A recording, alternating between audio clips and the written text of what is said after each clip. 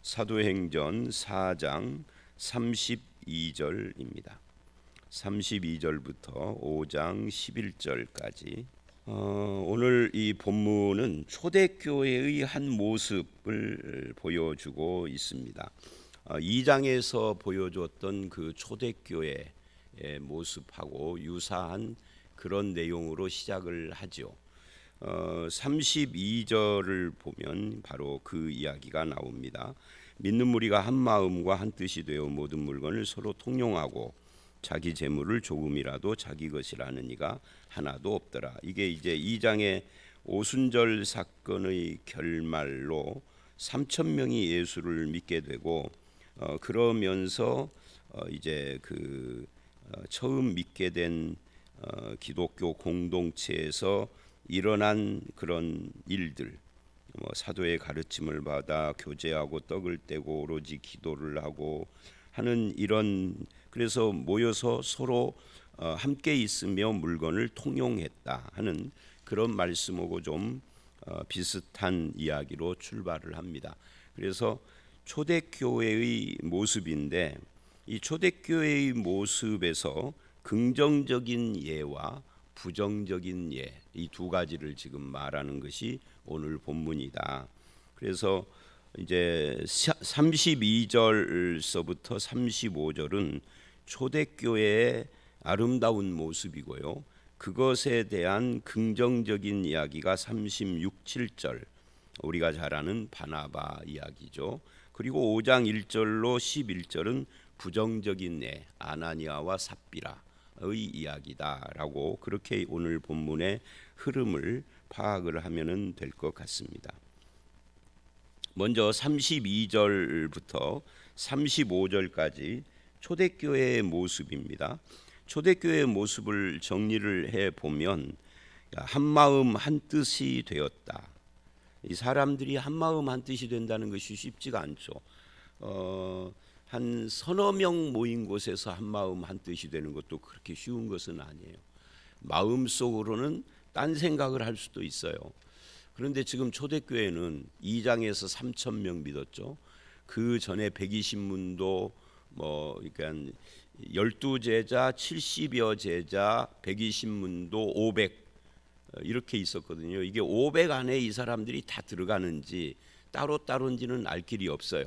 그러나 500 안에 다 포함된다고 치고 500명에다가 플러스 3,000명, 이 3,000명이 정확히 3,000명이 아니라 약 3,000명이겠죠. 그러나 그것도 다 저기하고 3,500명. 그리고 3장 사건 이후에 5,000명. 그럼 거의 10,000명 가까이, 8,500명이니까 그냥 대충 10,000명 가까이가 모였는데 한 마음 한 뜻이라고 말을 표현을 한다는 게 이게 쉬운 건 아닙니다. 여러분 한번 생각을 해보세요. 명절 때 한 20몇 명 온 가족이 다 모여도 한 마음 한 뜻일까요? 그런 집도 있지만 다 의견이 각각인 경우가 더 많습니다.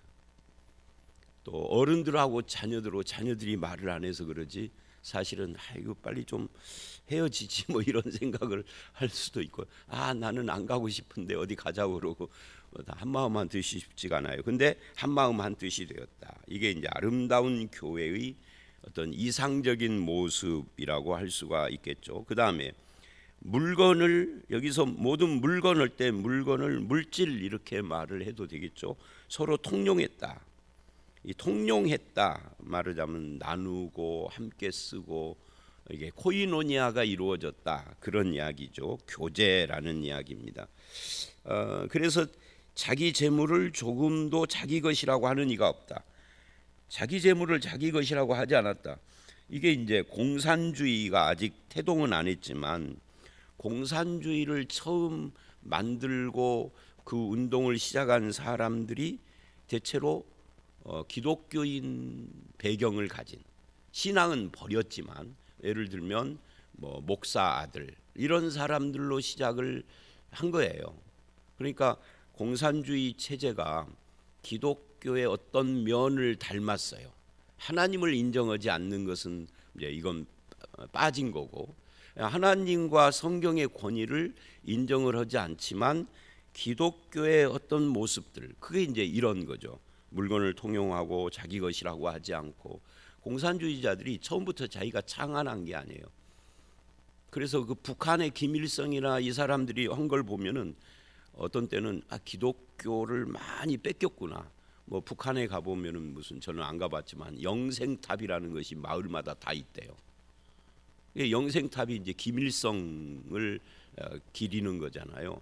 근데 영생이라는 단어가 어디서 나왔겠어요? 기독교에서 나왔지. 왜? 김일성이 이놈이 아버지 어머니가 기독교인이라. 그러니까 이게 공산주의하고 비슷한 모습이지만 이게 공산주의는 아니에요. 지금 이게 공산주의는 강제로 이런 일을 하는 거고, 기독교는 자발적으로 하는 겁니다. 근데 오늘 본문에서는 자발적으로 한 사람 바나바와 자발적인 것 같지만 뭔가 다른 것이 끼어 있었던 아나니아와의 차이를 이야기합니다. 아나니아는 강제도 아니고요, 자발성과 강제 사이에 다른 것이 작용을 한 거죠. 경쟁심이라든지 비교의식이라든지 하여튼 그런 것들이. 그래서 공산주의와 교회가 다르고 성경이 말하는 것과 인간이 만든 제도는 좀 다르다. 그래서 자발적으로 이거를 하는 거죠 지금. 그리고 사유재산 제도가 폐지된 것도 아니다. 예를 들면 바나바 이야기를 조금 이따 또 하겠지만, 바나바가 밭을 팔아서 그것을 헌금을 했어요. 그러면 바나바는 전 재산을 다 팔아 바치고 자기는 거지가 됐을까요? 그렇지는 않아요. 왜냐하면 사도행전 기록의 뒤쪽을 가보면 바나바는 여전히 부자예요. 그러니까 일부를 그랬다는 이야기예요. 그러면은 아나니아와 삽비라는 일부를 감췄어요. 그게 뭔가 이거는. 그럼 바나바도 전체를 다 바친 건 아닌데 왜 안 죽었는가? 이제 그건 아나니아와 삽비라 이야기에서 봐야 되겠지만, 그래서 이거는 좀 공산주의처럼 사유재산을 강제로 폐지하는 이런 건 아니다. 자발성일 뿐만 아니라 전 재산 바친 것도 아니고 그렇다. 다만 지금 긍정적인 이야기를 하고 있는 겁니다. 초대교회가 이렇게 아름다운 공동체였다. 근데 이런 것들이 왜 필요한가 하는 질문도 해봐야 됩니다. 왜 필요할까요? 왜 필요하냐면, 나중에 믿은 5,000명의 인적 사항은 성경이 말을 않지만 앞에 2장에서 믿었던 그 3,000명은 인적 사항이 나오죠. 개인 인적 사항은 아니지만 이들은 대부분 다 디아스포라 유대인들이에요. 그리고 일부 유대인이 아닌데 유대교로 개종한 이방인들이 있고요. 그들이 다 자기 나라 말로 들었다 그러잖아요. 그러니까 이 뭐예요? 예루살렘에 지금 있는데 예루살렘에는 자기들의 집도 없고 절도 없고 여행 경비로 잠시 있으려고 가지고 온 돈 다 떨어졌고 이런 상태입니다. 그러니까 이런 것이 절대적으로 필요했던 거죠. 먼저 믿었거나 아니면 그 지역에 기반을 둔 신자들이 헌신해야 할 필요가 있었던 겁니다. 뭐 그때는 교회 조직이라는 것이 있어서 뭐 헌금을 해서 재정부에서 관리를 하고 일부를 선교비 구제비 쓰고 이런 제도가 아니니까. 나중에 이제 6장에 가면 7 집사를 뽑잖아요. 그 전에는 사도들이 그런 걸 다 했기 때문에 조직적이지도 않고 무슨 원칙이 있었던 것도 아니고 정기적이지도 않고, 그러니까 이런 헌신자들이 필요했다 그 말이죠. 이런 사람들의 이런 헌신을 통해서 저들이 먹고 사는데 어려움이 없었죠. 언제까지? 핍박을 받아서 흩어지기까지.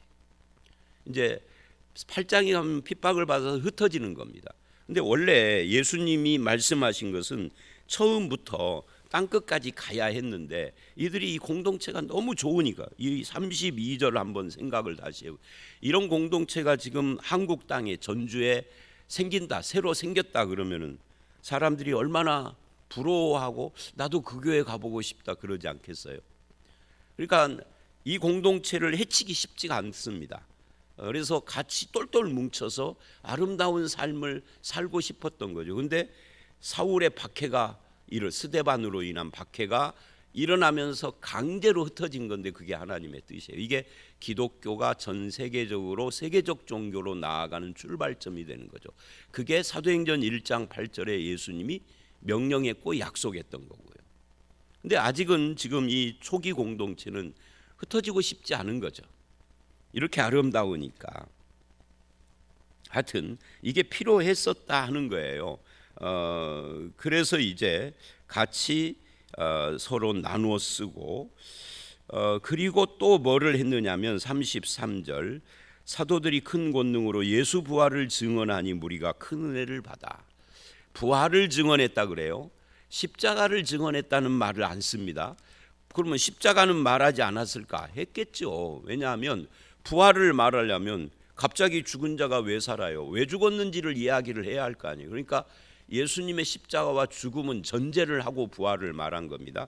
어쨌든 기독교의 핵심은 십자가와 부활인데 그 중에서도 부활 쪽에 무게가 더 가 있어요. 지금 사도행전은. 그런데 이 부활을 증언했더니 은혜를 받았다. 여러분, 저는 이제 목회자니까 오늘날 사람들은 십자가와 부활을 증언하면은 그냥 은혜를 받을까? 거기다 그 소위 우리들이 이제 속된 말로 말하듯이 MSG를 쳐야 되지 않나? 그죠?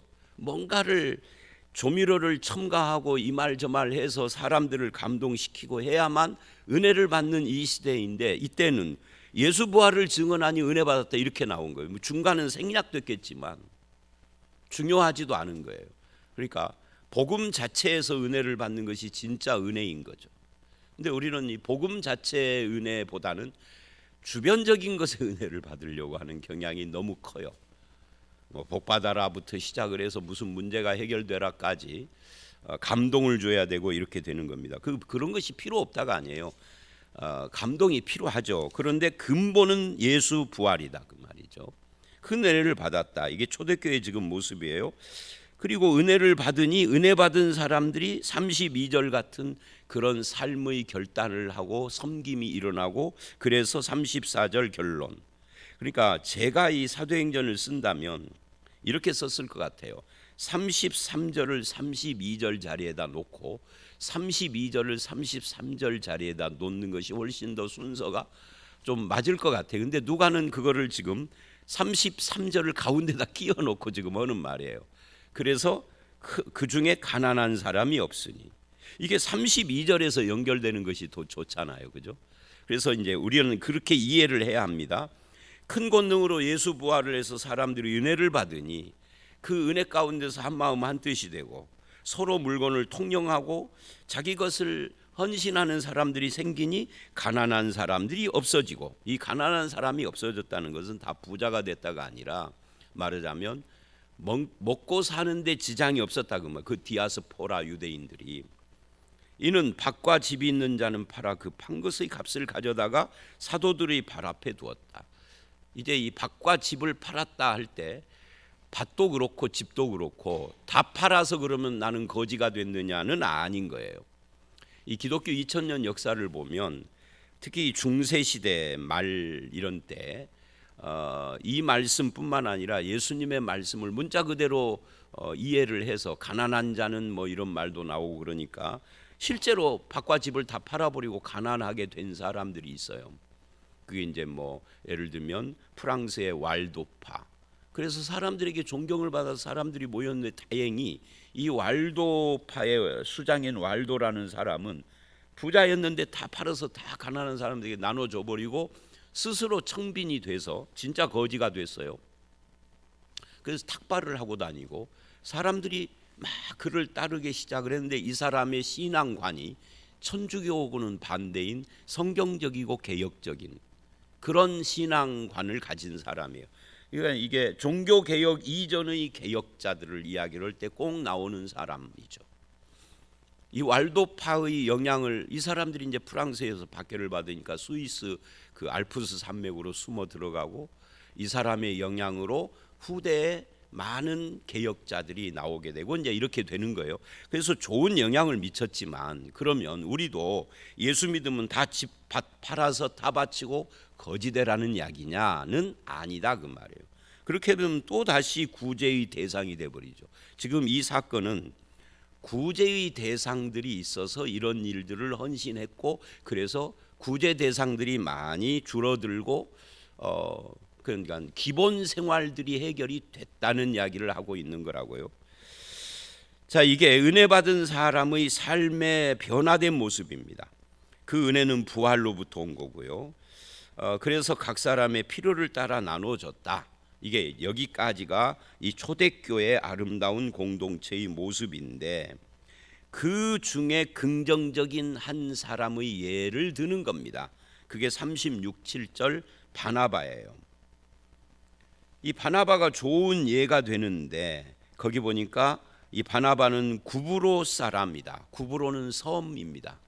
그 우리가 지중해 연안의 지도를 놓고 보면은 터키 지방에서 지중해 쪽으로 섬 하나가 있어요. 거기가 바로 구브로예요. 남부로. 그러니까 이스라엘 쪽에서 보면은 왼쪽으로 떨어져 있고, 터키에서 보면 아래쪽에 있는 큰 섬입니다. 제가 제주도하고 비교하고 이런 것은 어디서 자료를 찾아본 적이 없는데, 지도만 놓고 보면은 제주도보다 훨씬 커 보여요. 하여튼 뭐 그거는 찾아보십시오. 그런데 그 구브로 사람 출신인데, 그런데 이 사람이 요셉인 사람이고 레위족이다. 그러니까 유대인인 거죠. 그러니까 이 사람도 말하자면은 디아스포라 유대인인 거예요. 레위족인데 요셉이라고 하는, 이 요셉이라는 이름도 히브리식이잖아요. 근데 사도들이 이 사람을 요셉인데 이름을 바꿔서 불렀다는 거죠. 바나바라고 하는 별명. 근데 우리는 요셉이라는 이름은 기억 못해요. 그죠? 바나바로만 기억을 해요. 그러니까 사도들이 붙여준 별명이 이름처럼 돼버릴 정도로 유명해진 거죠. 근데 왜 바나바라고 했느냐? 위로의 아들이라. 그러니까 사람들을 잘 위로하는, 밭을 팔아 바친 헌금뿐만 아니라 사람을 잘 섬기고 위로하고 격려하는, 나중에 바울을 숨어 있는 바울을 픽업을 해서 사도의 반열에 세운 사람도 이 바나바인 거죠.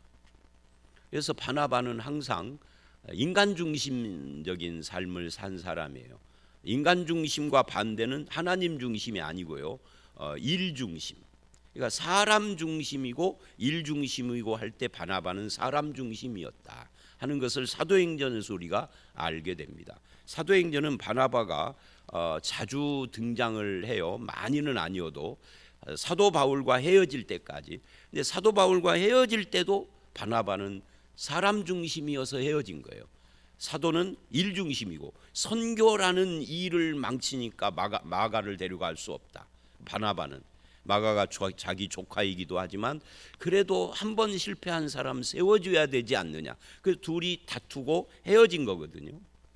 그때도 바울은 바나바와 반대로 북쪽으로 터키 지방 가고, 바나바는 구브로로 갔다. 이렇게 표현을 하거든요. 이 본문하고 연결이 되는 겁니다. 어쨌든 이 사람 중심인 바나바는 밭을 팔아 사도들의 발 앞에 두고, 그런 예를 지금 이야기를 한 겁니다. 그런데 이제 5장 1절 아나니아라는 사람, 아나니아가 왜 이런 일을 했을까? 성경은 말하지 않아요. 근데 우리가 이렇게 짐작을 해볼 수 있죠. 이거는 정확한 건 아니라 짐작입니다. 바나바가 그렇게 칭찬을 받고 사도들이 별명까지 붙여서 그렇게 불러주는 것이 부러웠겠죠. 그래서 그 부러움과 경쟁심과 혹시 그런 것이 작동한 것은 아닌가. 왜냐하면 어느 누구도 사도 중에 또는 교인들 중에 누구도 아나니아와 삽비라에게 너도 밭을 팔아 바쳐라 라고 한 적은 없어요. 자기들이 스스로 한 거거든요. 근데 결론은 죽었어요. 두 부부가 다. 왜 근데 이런 일을 했느냐 말이죠. 부러웠겠죠. 바나바를 부러울 뿐만 아니라 꼭 바나바라는 특정 인물을 지적을 안 해도 그렇게 사도들에게 칭찬받는 다수의 그 헌신하는 사람들을 보면서 나도 좀 저렇게 칭찬받고 싶다. 그래서 서원을 했겠죠. 그런 의미에서 우리는 서원을 할 때 주의해야 돼요. 서원의 동기가 예수 부활의 증언을 듣고, 즉 말씀을 듣고 은혜를 받아서 정말 기쁜 마음으로 하는 그런 서원인지, 아니면 내가 이 교회의 장로인데 권사인데 내가 뭔데 하고 눈치가 보여서는 소원인지 또는 헌신인지 꼭 소원이 아니더라도 그거 우리가 좀 체크를 해야 할 필요가 있어요. 또는 목사님이 나를 어떻게 볼까? 그래서 헌금을 한다든지 아니면은 무슨 교회 봉사의 어떤 시간에 나올 수밖에 없다든지 그런 것은 참 좋은 모습이 아닌 거죠. 그게 아나니아와 삽비라하고도 연결된 모습이라고 말할 수 있어요. 사람의 눈치를 보거나 사람의 박수 때문에 무슨 일을 하지는 않아야 된다. 비교, 경쟁, 부러움, 여기서부터 시작된 헌신은 헌신이 아니다.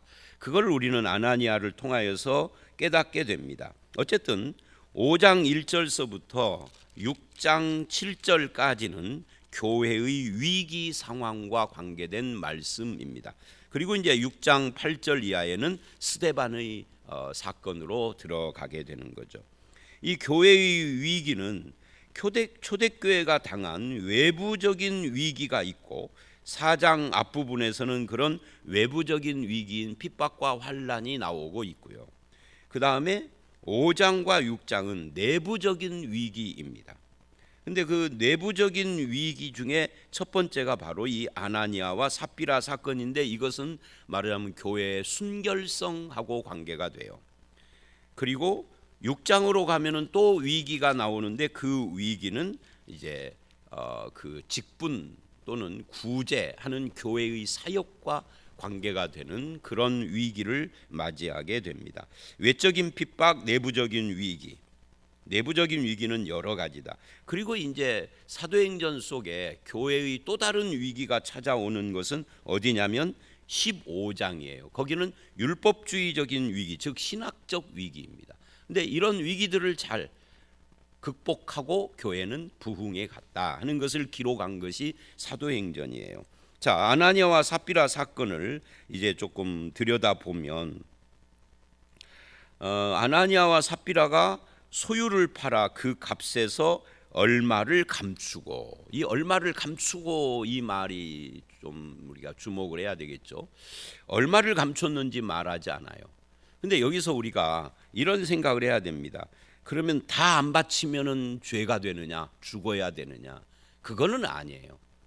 아마 성경이 거기까지 말을 안 했지만 다 바치기로 했겠죠. 그런데 다 바치기로 약속을 하고 소원을 하고 헌신을 다짐을 해놓고는 아까워진 거예요. 그러니까 누가 다 바쳐라 한 사람은 없어요. 그래서 아까 제가 그 이야기를 한 겁니다. 바나바는 다 바쳤을까? 아니에요. 나중에 보면은 바나바 이야기 또 나올 때 그는 아직도 재산을 가지고 있었거든요. 그러니까 이 얼마를 감췄다라는 것은 이게 원래는 다 바쳐야 되는데 이게 아니라 약속한 것을 어기는 그런 걸 지금 말하는 겁니다. 즉 거짓하고 관계가 되는 거예요. 그리고 아내도 아는 상황에서 얼마만 갖다가 사도들이 발 앞에 두었습니다. 그것을 베드로가 알고 어째서 사탄이 네 마음에 가득하여 성령을 속이고 땅값을 얼마를 감췄느냐.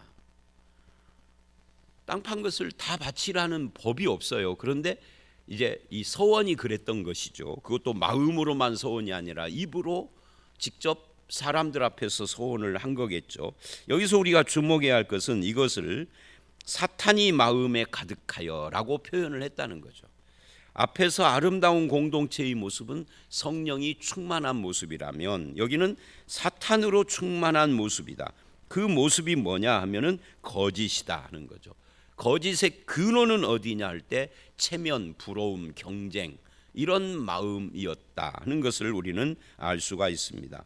사탄이 가득하다는 것은 사탄에게 이용당했다는 거예요. 그래서 이 거짓으로 속여서 공동체의 그 순수함을 해치는 위기가 지금 온 겁니다. 이것이 공동체를 허무는 거죠. 그런 의미에서 베드로가 지금 나선 거예요. 그러면서 4절 땅이 그대로 있을 때는 네 땅이 아니며 판 후에도 네 마음대로 할 수가 없었더냐라고 물어요. 그러니까 네가 자발적으로 약속해놓고 네가 한 말대로 할 수 없었느냐? 어째서 네가 거짓말을 했느냐? 누구에게? 사람이 아니라 하나님께. 이 하나님께 거짓말했다는 건 소원과 관계가 되는 겁니다. 결국 성령을 속이고 하나님께 거짓말을 한 것은 계획적이었다라는 것을 지금 말하고 있습니다. 이것은 부패가, 거짓이라는 부패가 교회 안에 들어오는데 그게 사탄의 역사다. 여호수아 7장의 아간의 죄하고 비슷하다는 거죠. 아간도 하나님의 말씀을 어기고 물건을 훔쳐서 숨겨놨다가 계속 거짓말을 하다가 결국은 드러나서 돌무더기가 됐잖아요. 그래서 우리는 거짓 헌신 이거 주의해야 하고, 사람의 체면과 생색내기를 앞세우는 이 불순한 의도, 이런 거 주의해야 합니다. 그것이 바로 위선적이고 형식적이기 때문에 그렇습니다. 이런 모습은 헌신과 헌금, 여기에 많이 관련이 돼요. 제가 전에도 그런 이야기를 몇 번 한 적이 있죠. 누가 전화를 와서 우리 교인이 아닌데 타교회 교인이 우리 교회에서 건축헌금을 하는데 얼마를 해야 할지, 아니 자기 교회 목사가 아닌 나한테 왜 물어? 그러면서 동기를 쭉 이야기를 하는데 자기보다 가난한 집사가 자기는 그 사람보다 훨씬 부자인데 1,000만 원을 했다는 거예요. 이게 이제 부담이 된 거예요. 그걸 목사님이 광고를 또 했대. 건축헌금 작정 전주에. 그래서 일주일 동안 고민을 하다가 물어볼 데가 없다고 나한테 전화가. 여러분, 제가 그래서 그랬어요. 마음에 원하지 않으면은 이론도 하시지 말고, 마음이 원하면은 100만 원을 해도 되고 1,001만 원을 해도 됩니다. 그렇게 이야기를 했습니다. 그분보다 많이 해야 되는데 그걸 어떻게 해야 되냐는 거죠. 그런 이야기입니다. 지금 이게 거짓 헌신, 체면, 위선, 형식, 이런 것들을 하나님이 원치 않는다 하는 거예요. 이런 것들이 난무하면은 공동체가 흔들려요. 어떻게 흔들려요? 겉으로는 멀쩡한데 속으로, 내부적으로 부패하는 거죠. 하나님 보시기에 선한 공동체가 아닌 거예요. 그래서 결국은 아나니아가 죽습니다. 그리고 이어서 그 아내가 들어왔는데도 똑같은 일이 일어나서 죽습니다. 그리고는 9절에 이래요. 베드로가 이르되 너희가 어찌 함께 꾀하여 주의 영을 시험하느냐. 성령을 속이고 성령을 시험하고 하나님 앞에 거짓말을 하고, 누가 강제한 것도 아닌데 이런 일을 해서 교회의 순결을 해친 것에 대해서 지적을 하는 겁니다. 주의 영을 시험하는. 그래서 네 남편이 죽었는데 너도 똑같다. 그래서 아내 삽비라도 죽었다. 그리고 결론이 이거예요. 11절. 온 교회가 이 일을 듣는 사람들과 다 함께 두려워했다. 크게 두려워해서 어떻게 됐다는 거예요?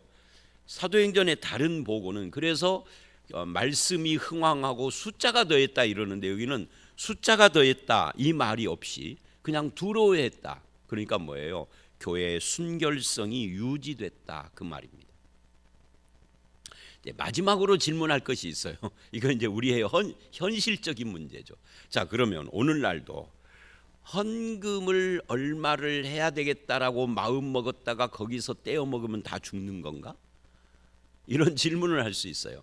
그래서 제가 이 사도행전을 처음 목사가 되고 처음 강해를 할 때 뭘 생각했느냐면, 제가 어렸을 때 교회를 다녔는데 그 어렸을 때 교회 다닐 때는 뭐 내가 번 돈이 아니라 엄마한테 탄 돈일 거 아니에요. 우리 어머니는, 아버지나 어머니는 교회를 안 다녔는데 하여튼 아들이 교회 간다니까 매주는 아니어도 가끔 야 너도 헌금해야 하는데 하면서 주신 적이 있거든요.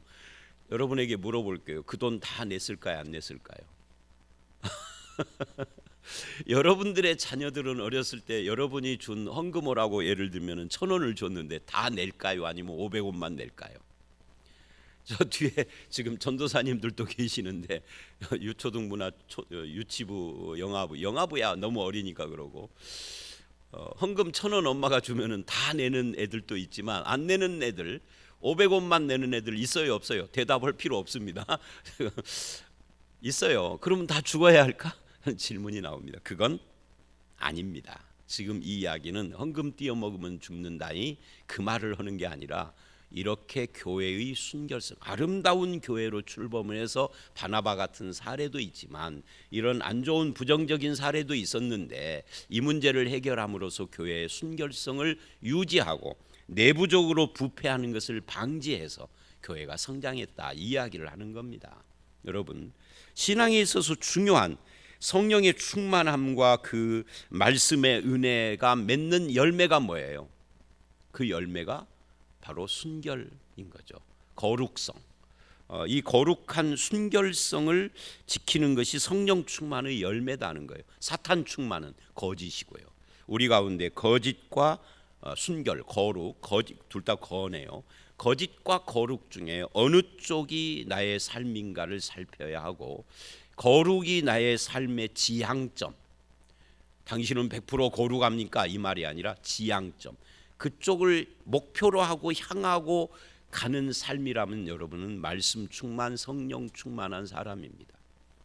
근데 거짓으로 충만하다면 사탄 충만일 수도 있으니 주의하셔야 된다 하는 이야기입니다. 우리 공동체와 여러분 개개인의 삶이 주님의 교회와 성도답게 거룩하고 순결한 그런 삶의 열매를 맺는 저와 여러분들이 다 되시기를 주의 이름으로 축원합니다. 함께 기도하겠습니다. 하나님 아버지, 아름다운 교회 공동체의 모습과 그것에 대한 긍정적인 또는 부정적인 예들을 살펴봤습니다. 우리 교회도 한마음 한뜻이 되고 서로 물건을 통용하며 교제하며 부활의 증언으로 은혜를 받아 우리가 거룩한 삶의 열매를 맺는 그런 교회 공동체로 발돋움해 갈 수 있도록 우리를 인도하여 주시옵소서. 교회적인 것뿐만 아니라 개별 선도 한 사람 한 사람의 삶이 거룩하고 순결한 그리스도의 신부처럼 살아가는 그런 열매를 맺어지기 간절히 원하옵고 예수님 이름으로 기도드려 싸움나이다. 아멘.